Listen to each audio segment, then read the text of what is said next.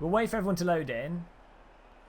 But this is a test of the multiplayer in F1 2016. This first multiplayer race with a full grid. We just joined someone else's server. We let the game pick the server. It's the quick race, super sprint, 5-lap mode. So we'll see what it's like. There we go. It's put straight on the grid. No qualifying.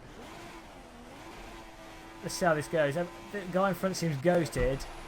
We've got the racing line on, which we keep forgetting to turn off. And we've got the beep for the gear shifts. Why are these cars ghosted? I don't know.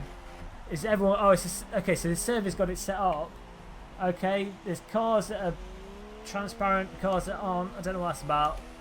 And when they go transparent, they block the cars in front. That's interesting. I don't know if we can have contact with them or...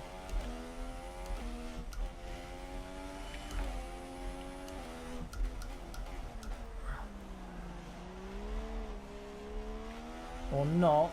We've got all our assists off, but the servers allow you to run whatever assist you want, so I think this is like a ghosted mode.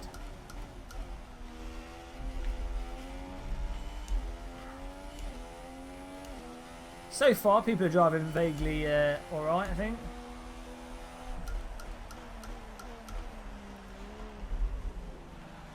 No car contact because they're ghosted. So okay, so there's no collision on, so it must be a server setting. Probably a better setting for public servers. But now I don't even need to bother braking. So it's based on proximity then.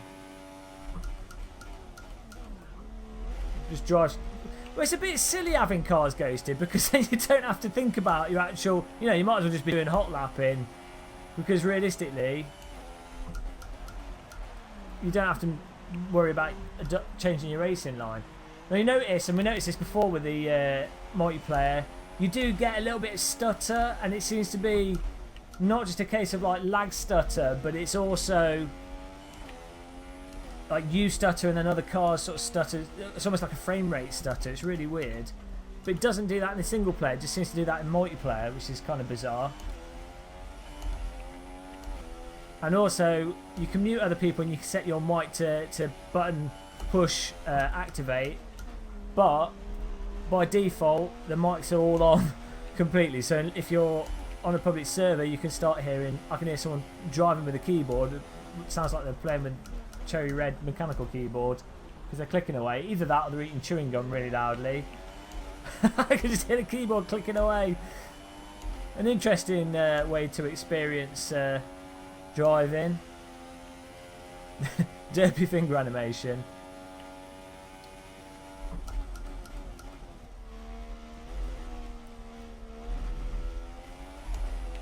Car flopping about a bit. It's only 3-lap race, so yeah.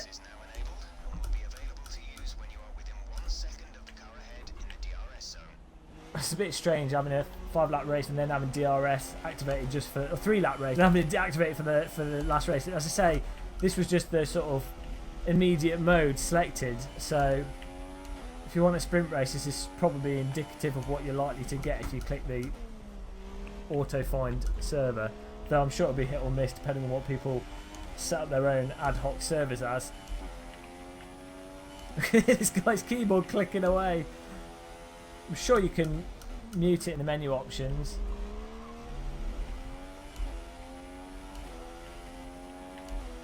Probably does work with the Microsoft Sidewinder steering wheel. As we all know, that Microsoft Sidewinder is the ultimate way to play any game, followed by the Sidewinder force feedback joystick.